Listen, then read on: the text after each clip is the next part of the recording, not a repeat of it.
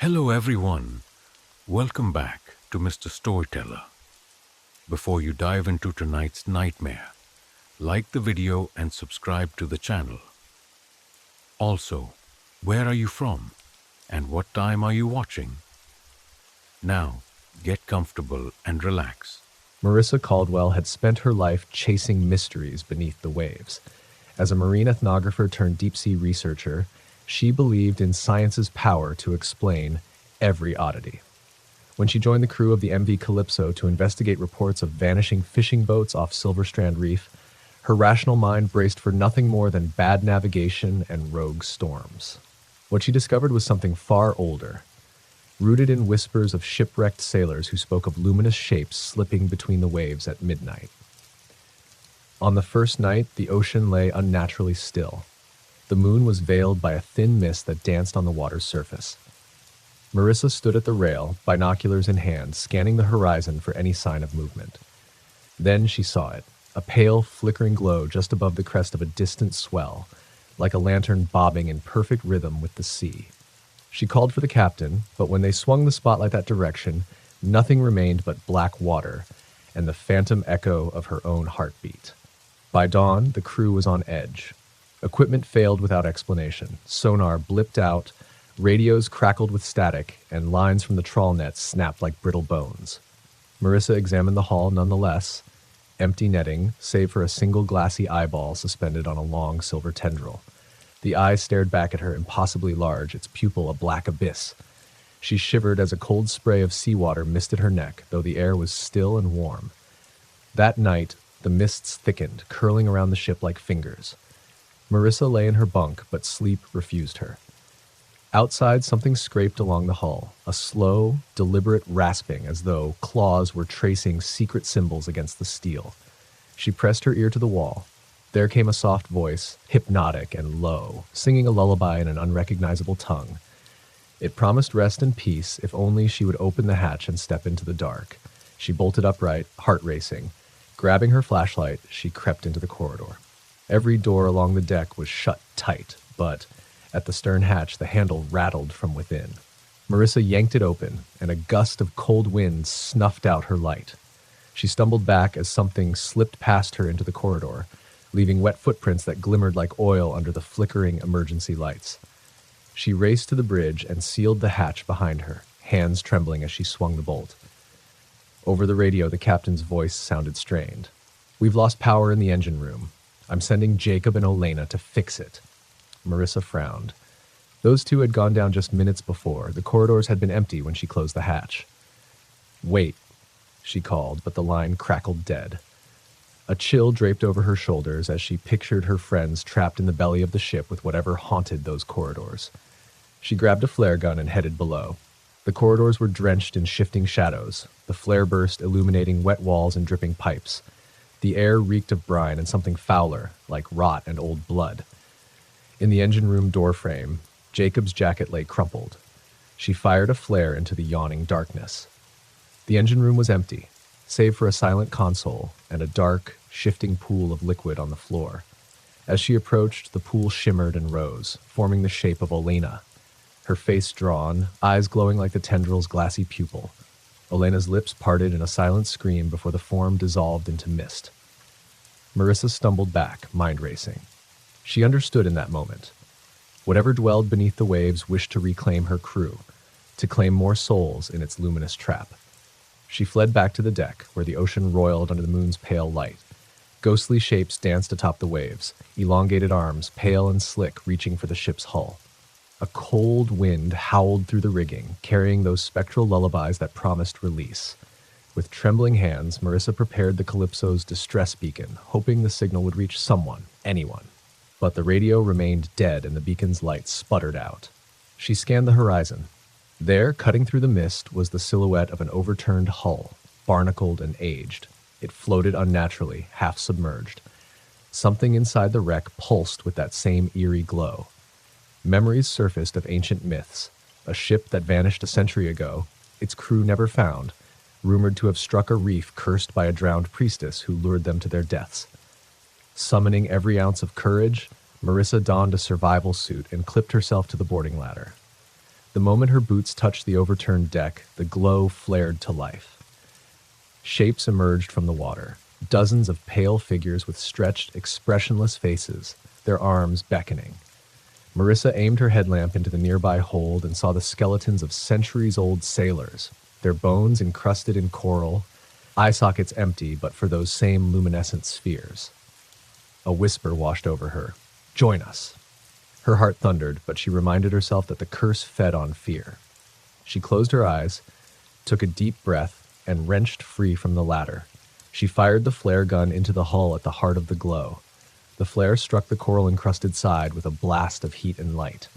The spectral figures recoiled, screeching in voices like breaking glass. The hull cracked along the flare's impact, and water gushed in with a terrible roar. Marissa kicked off the wreck, clawing back to the Calypso's ladder.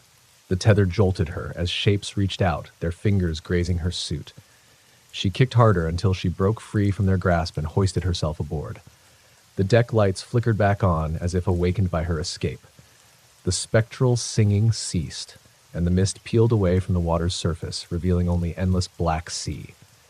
She collapsed at the rail, soaked and shivering, as dawn painted the sky with bruised purples. No trace remained of the overturned ship or its haunting glow. The crew had gathered, pale and silent, and when she checked the log, Jacob and Elena's entries vanished as though they had never existed. Marissa held the single glassy eye in her gloved hand. It lay in the net bin, clean and cold. She slipped it into her pocket, a grim reminder that some depths harbor horrors beyond reason. As they steamed toward land, Marissa stared out at the endless horizon. She knew the ocean would never relinquish its secrets so easily. Somewhere below, the priestess's curse waited, patient as the tides, and she would be back. Story number 2. The first night alone, Emily thought it was just an overactive imagination. Her parents had gone away for the weekend to visit her grandmother, leaving her in charge of the old family house on Maplewood Drive.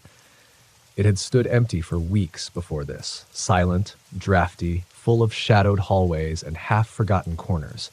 When the front door clicked shut behind the car, the stillness pressed against her, like a living thing. She set her backpack by the couch, flipped on the lamps, and tried to focus on homework. But upstairs, beneath the worn floorboards, she heard something shift, a soft thump, followed by a scratching that traveled along the walls, low and deliberate. She paused, pencil in hand, breath quickening. The sound stopped. Minutes later, downstairs, a single light blinked out, first a flicker, then a steady darkness. Her phone's glow barely reached the far corner of the living room. Heart banging, she rose to check the breaker box in the basement. Halfway down the stairs, she froze as a child's laughter, light, musical, malicious, drifted from the gloom below. She sprinted back up. Over the next hours, Emily's unease grew. Every creak of the old wood sounded like footsteps. The kitchen faucet dripped once, twice, though she had turned it off. In her mother's room, a tidy sanctuary of lavender and porcelain dolls, she saw her own reflection in the wardrobe mirror. But just behind her, a shadow shifted more sharply than her movement. She whipped around, but no one stood there. By midnight, the power blinked back. Emily's relief was short-lived. In the living room, the family portrait over the mantel had changed. A small handprint, as though pressed in wet paint, smudged the glass. And the figure of the little boy in the painting, her brother's best friend who had moved away, seemed to stare at her with fresh intensity. She remembered how years ago she'd heard on neighborhood gossip that a child had died in that very house, the accident unspoken by her parents. Until tonight, she'd never truly believed it. The next morning, sunlight filtered through half-open blinds, lending the house a calm that felt false. Determined to rationalize everything, Emily poured herself coffee and started cleaning. In the attic, searching for fresh light bulbs, she uncovered an old wooden chest. Inside was a boy's locket, tarnished silver with a tiny carved star. She opened it. No photo, just a faded scrap of note reading, "I'm sorry I couldn't stay." She shivered and dropped it. The lid slammed shut of its own accord. Night fell again, and with it came the scratching at the walls, the whispered sobbing outside her door. She tried to sleep, but couldn't. Then, at 2:17 a.m., her phone buzzed with a text from an unknown number. "Please help me." Her blood ran cold. She texted back, "Who is this?" The reply came instantly, "They won't let me rest." She grabbed the locket and raced through the dark hallways, flashlight beam bouncing. Every door she passed banged shut behind her. She reached the nursery, the only room with a door she hadn't checked, and flung it open. Inside, the rocking chair moved in silent rhythm. She dared a step forward. The chair halted. On the floor lay a small woolen toy soldier, inexplicably wet, as though it had just been pulled from water. Emily's breath caught. "What do you want?" she whispered. The air grew ice cold. The locket in her hand snapped open. A breeze stirred a pile of dust at the corner where the wall met the floor, revealing etched words. "Here I fell. Here I wait." Suddenly, a weight pressed on her chest, and she gasped as a pale face, its eyes hollow pinpricks, emerged in the corner's shadow. It stretched toward her, voice a rasping echo. "Stay with me." Emily stumbled back, tripped over the toy soldier, and the locket flew from her hand, clattering against the baseboard. The ghost glided forward, arms outstretched. In that moment, she remembered the promise she'd made to her grandmother long ago, that every spirit lost deserved to be heard. She grabbed the locket, her voice trembling but firm. "I'm listening." The ghost paused.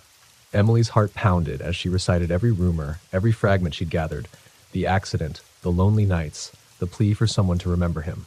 The ghost's form flickered like a dying candle. Tears stung Emily's eyes. "I will tell them your name. I will tell them you were here." She pressed the locket into her palm. The entity floated closer, expression softening, sorrow melting from its features. Then, as she whispered the boy's name aloud, one she had gleaned piecemeal when she found his old bike chained in the yard, the spirit's mouth curved into a sad, grateful smile. A final breeze swirled the dust, the rocking chair eased to a halt, and the grave weight lifted from her chest. When dawn broke, the house felt empty but at peace. On the nursery floor, Emily found the locket, closed and gleaming as if new. She tucked it into her pocket, determination in her chest. Later, when her parents returned, she told them everything. They listened, fear and relief mingling on their faces, and promised to lay the boy to rest properly, to mend the stories left untold. Emily drove to the old cemetery that afternoon, locket in hand. Beneath a small, moss-covered stone bearing the boy's name, she dug with trembling fingers until she felt bone and clay. She placed the locket upon the grave, whispered a promise of remembrance, and watched as a sunbeam broke through the clouds, illuminating the stone. In that light, she felt a gentle warmth, as if a small, grateful heart had finally found rest. From then on, whenever the wind rustled the trees around the house, Emily no longer felt fear. She listened instead, ready to honor any whisper of the past. Story number 3.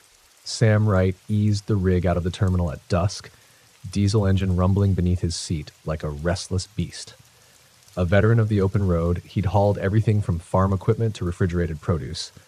But tonight, he'd been sent to pick up a mysterious shipment at Kings Junction, a rundown warehouse on the edge of nowhere. The manifest listed nothing but a row of locked wooden crates stamped "Handle with Care." The old guard at the gate wouldn't meet his eyes as he signed for the load. By the time Sam cleared the gates, a thin mist had rolled in, cloaking the highway in ghostly shrouds. The world beyond his headlights vanished into gray soup. He keyed his CB mic, but the channel was dead, until a crackle split the air. "Help me," a whisper hissed, barely audible over the static. Sam frowned and panned through the frequencies. Silence. He chalked it up to a prankster before the whisper returned, closer, urgent. "Don't let them take me." His heart thudded as he checked the mirrors. Far behind, a rig's red taillights glowed through the fog, but no headlights shone forward. It kept pace, matching his speed exactly. Sam stomped the accelerator, but the phantom lights surged to keep him company. Panic crept in, but he forced himself calm. Ghost tales were for diners at truck stops, not professional drivers. He pulled into the Eldridge rest area, its pumps rusted and silent. The phantom rig vanished as soon as his wheels rolled onto cracked asphalt. He killed the engine and sat listening. The air smelled of damp earth and old gasoline. That's when he saw her. A woman in a faded company jacket leaning against his trailer's side, face obscured by hair, eyes gleaming wet in the beam of his cab light. Sam's breath caught. He hadn't opened the trailer. How had she climbed aboard? "Please," she whispered, voice brittle. "I'm cold." Sam grabbed his flashlight and slipped out of the truck. "You're trespassing. You need to move on." Her shoulders shook. "They took me here," she said, voice breaking. They won't let me leave. Sam recognized the jacket patch. It belonged to Dalton Freight, a company whose driver had vanished on this very route 10 years ago. He stepped back, heart hammering. When he looked again, she'd slipped away, leaving behind a lingering chill. He climbed back into the cab, hands trembling, and racked his brain for logic. Sleep-deprived drivers imagine things, but when he checked the load, one crate latch was undone. Inside, a small porcelain doll lay staring up at him, how glassy-eyed and cracked. His breath stuttered. He slammed the lid shut and locked it. Back on the road, the CB lit up with frantic static. "You brought her back," a voice snarled. The whisper went on, layered in distress. "I can't leave." The doll's eyes seemed to glint in the passing light, accusing. Sam slammed the mic down and stomped on the accelerator, praying for daylight. Half an hour later, headlights cut through the fog, barreling toward him in his lane. The phantom rig. No headlights except twin red dots. He swerved into the median, tires screaming as the looming truck bore down. His headlights flickered out, the cab plunged into absolute black. The air filled with that whispering chorus, "Stay with us."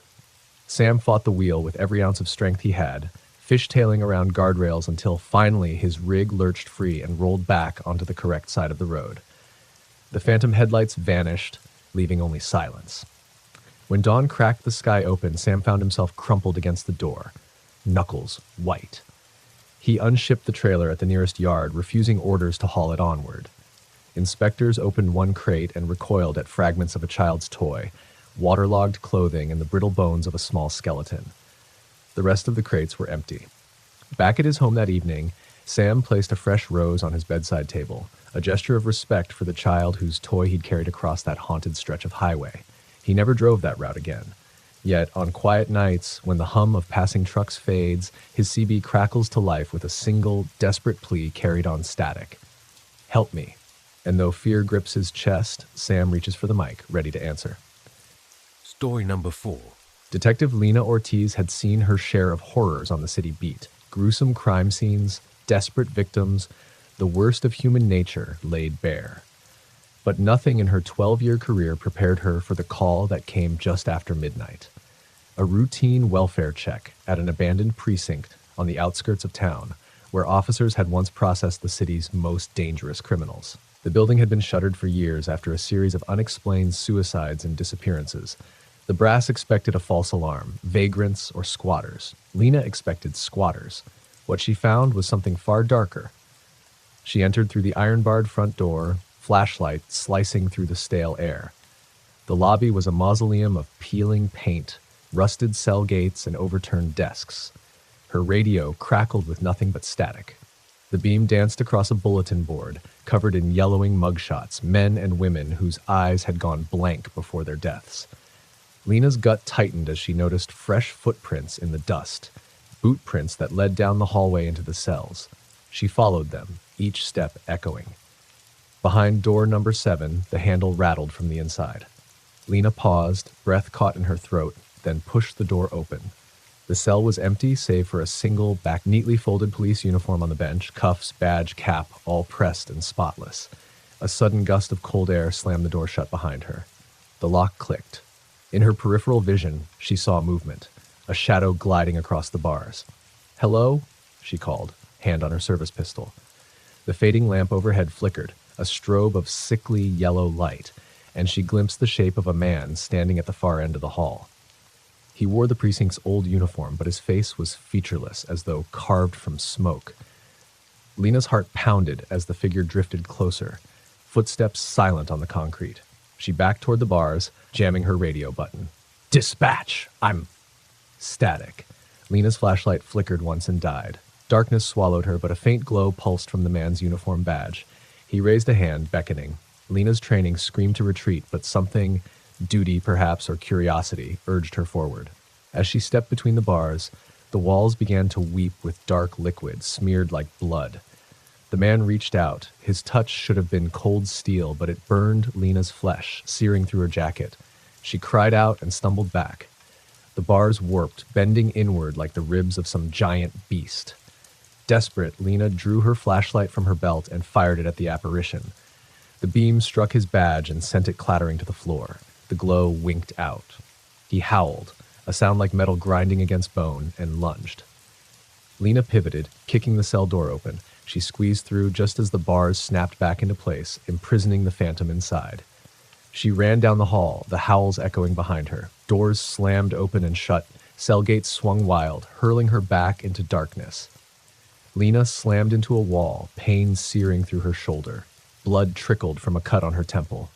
She forced herself upright and sprinted for the exit, the distant howl chasing her like a hound on her trail. At the lobby, she fumbled for the front door keys. Her hands shook so badly she nearly dropped them. Behind her, the wailing crescendoed. Anguished, furious, demanding release. Lena shoved the door open and spilled onto the cracked pavement.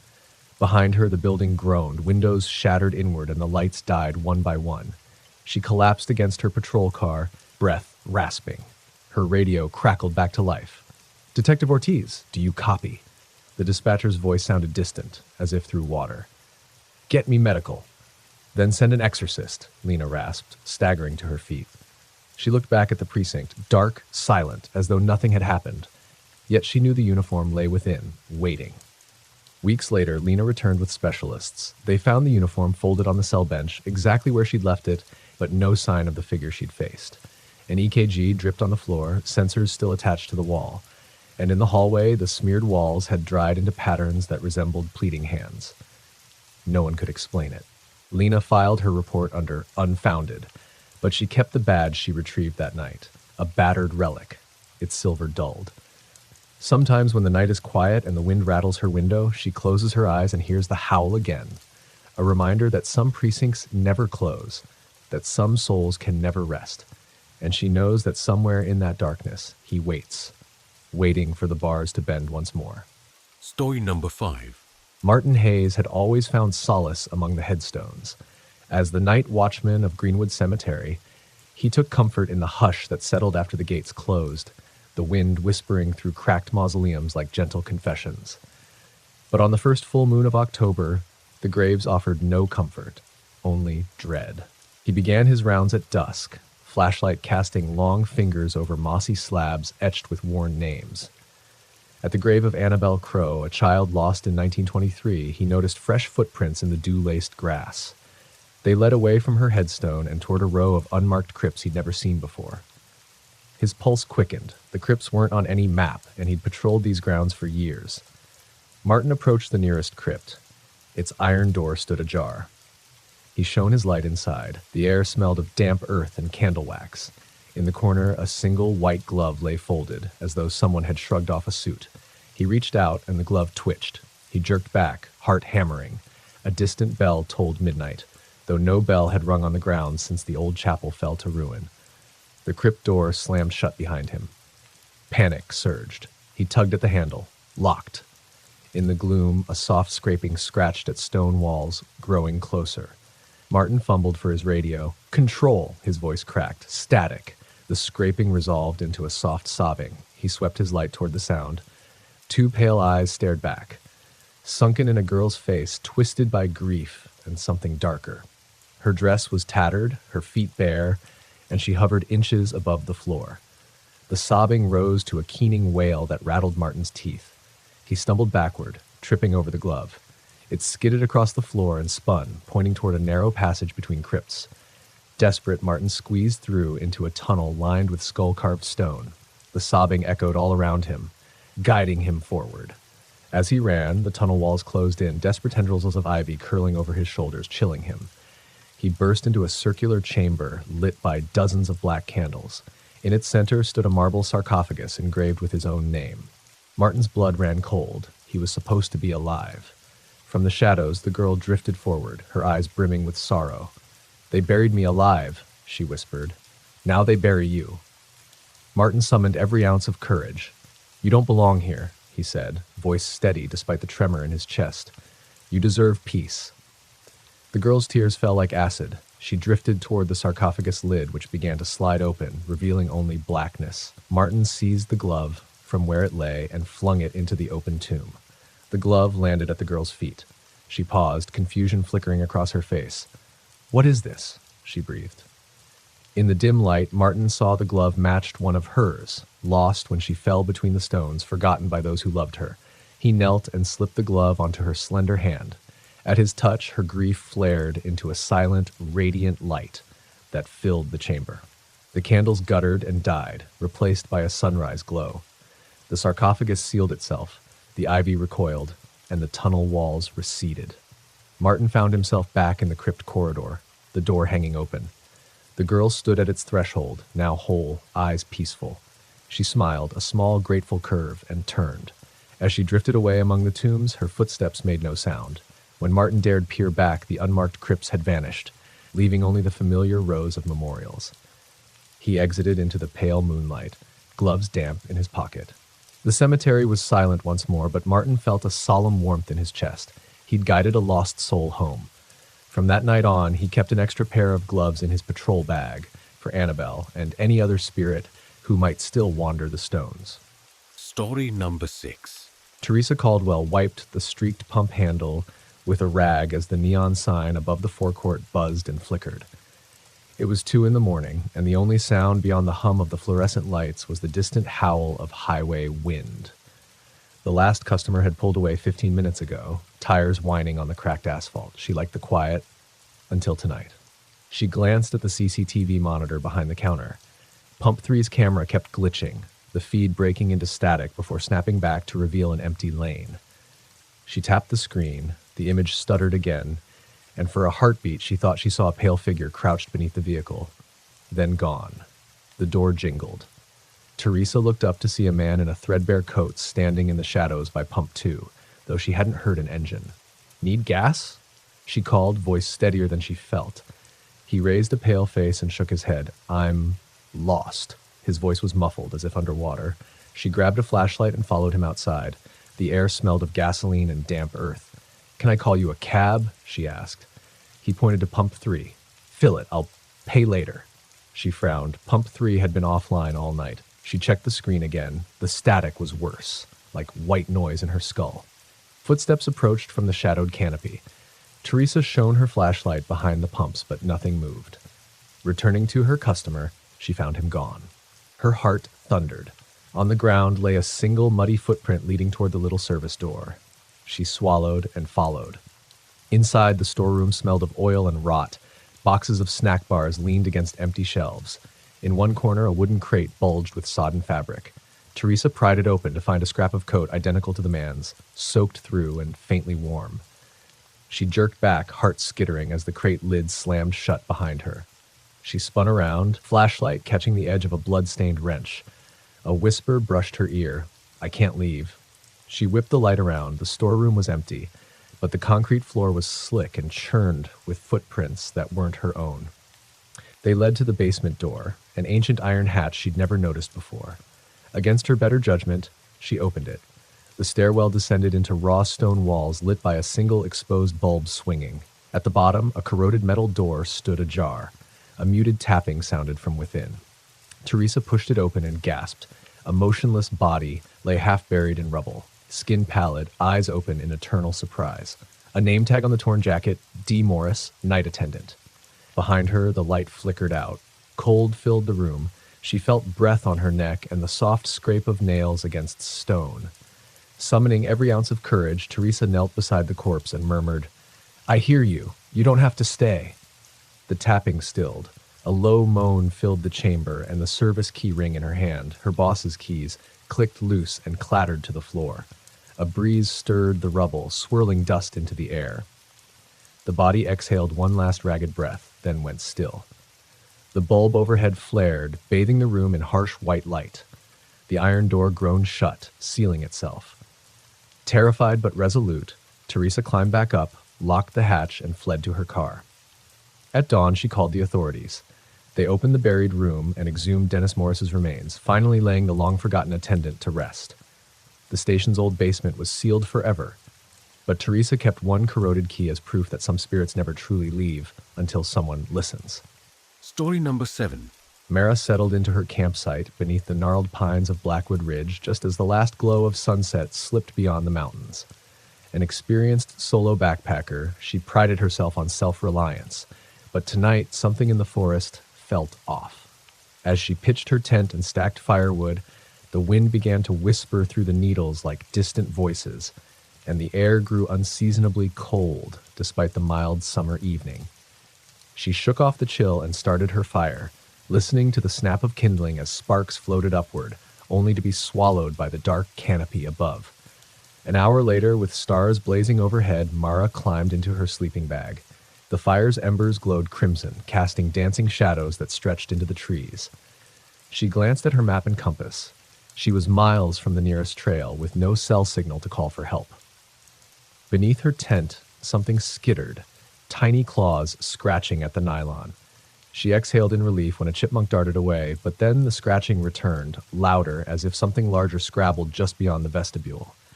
Heart hammering, she unzipped the flap, swept her headlamp around, and saw footprints, too long and narrow to be human, pressed into the soft pine duff, leading away into the blackness.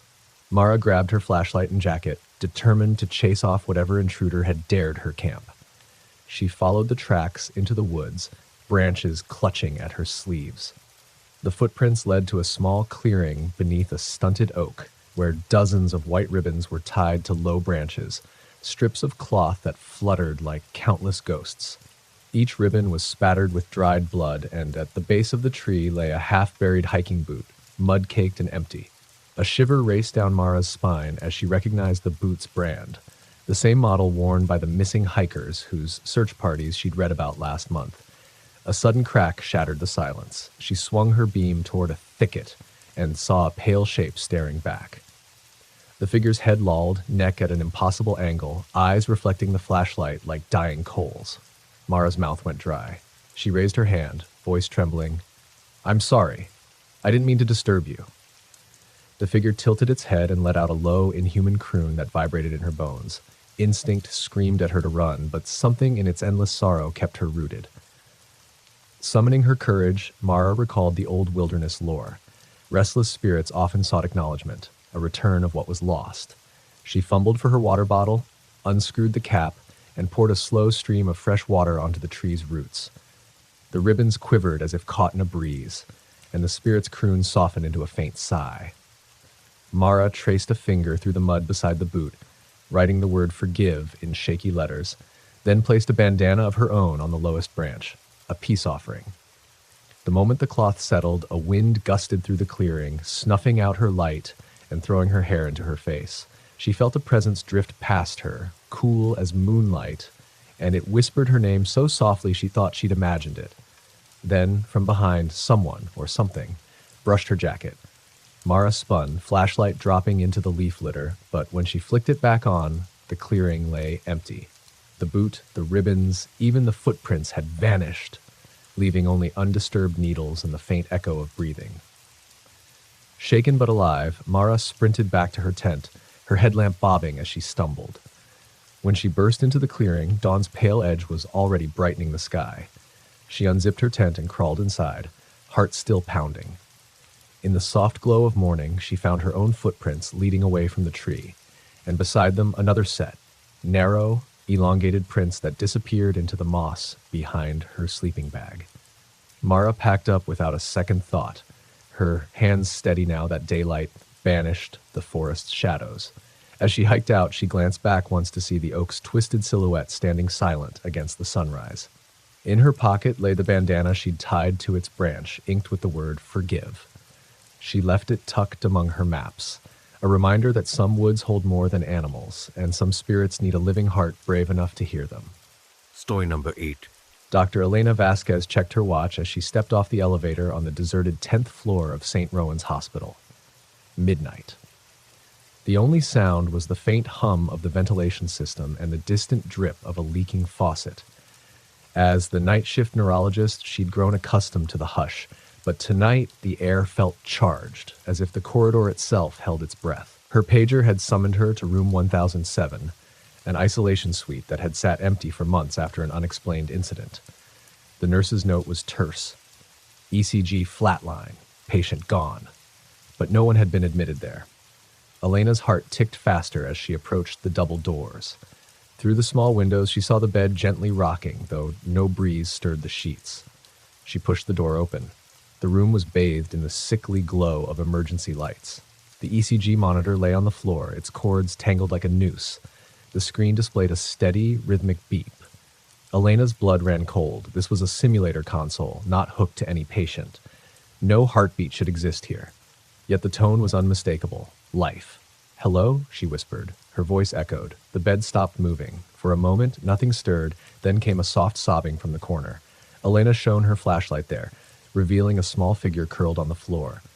A girl, no older than 8, in a hospital gown yellowed with age. Her dark hair matted and stained, eyes hollow with terror.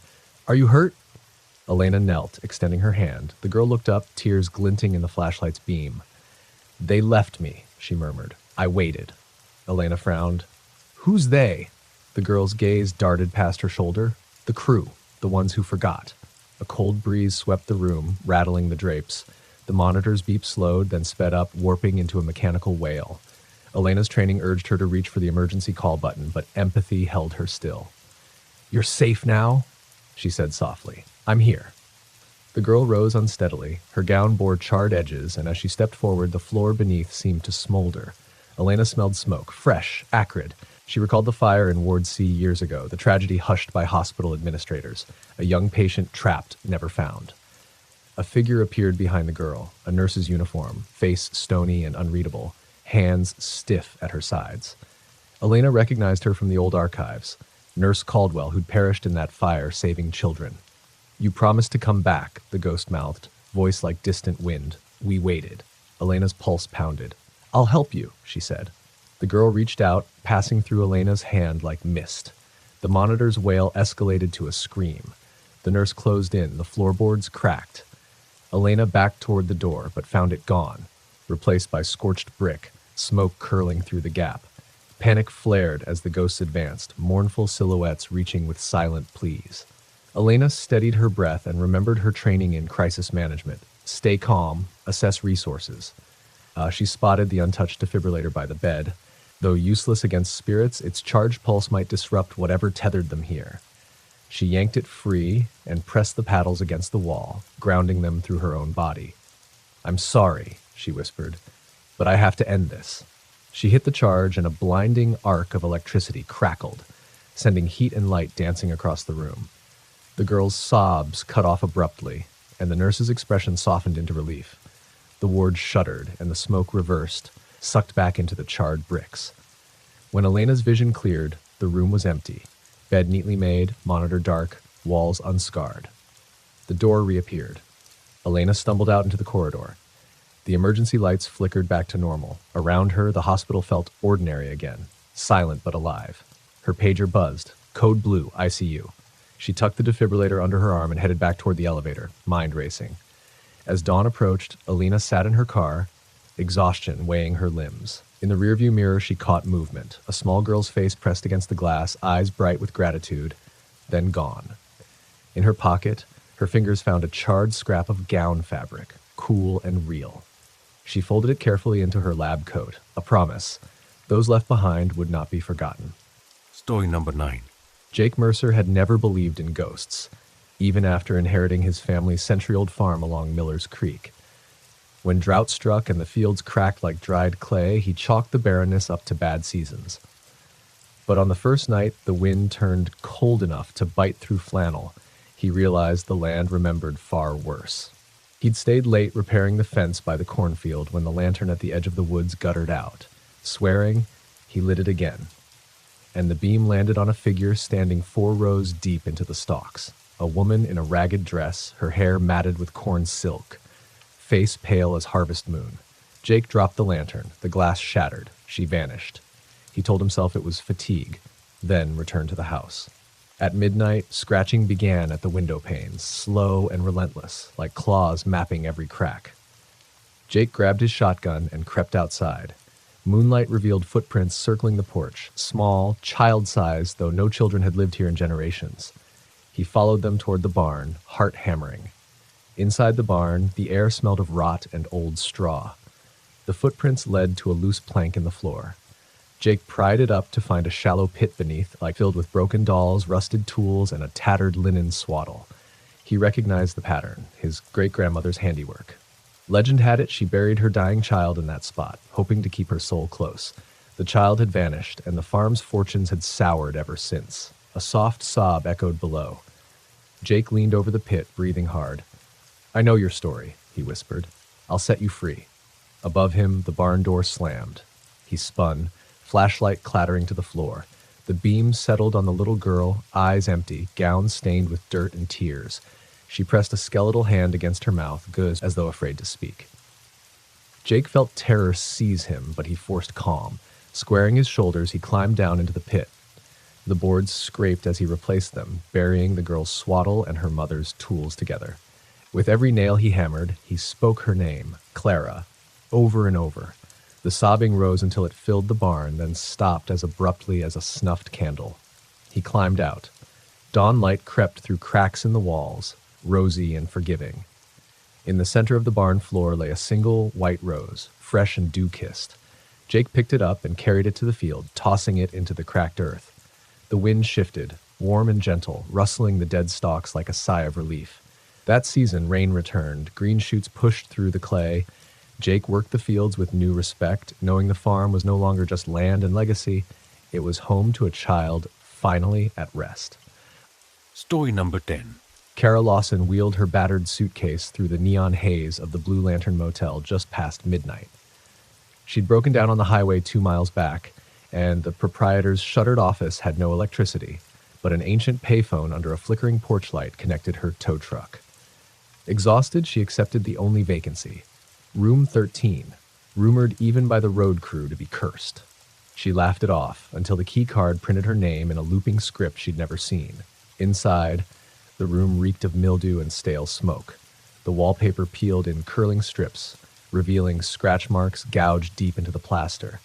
The single lamp on the nightstand buzzed and died when she flipped it on, plunging her into near darkness, broken only by the distorted glow of the TV's static. Kara kicked off her boots and tried to sleep, but the thin mattress felt alive with shifting weight beneath her. She bolted upright when the door clicked, someone slipping the chain lock home, though the corridor lay silent. She checked the peephole, empty hallway, walls stained with handprints that vanished when she blinked. In the bathroom mirror, her reflection wavered. Another shape lingered behind her, chest heaving, breath frosted on the glass. Kara spun, heart pounding, but saw nothing. A drip from the sink tapped out the rhythm of a heartbeat as the mirror fogged, letters scrawling in condensation, "Don't leave." She pressed her back to the door and listened as soft footsteps padded across the carpet. The antique dresser drawer rattled closed somewhere behind her. Summoning courage, she flipped on her phone's flashlight and scanned the room. A battered journal sat on the desk, its cover stamped with room 13. Inside, entries dated back decades, chronicled guests who vanished overnight. Each last entry scrawled in trembling ink, "I hear them in the wall."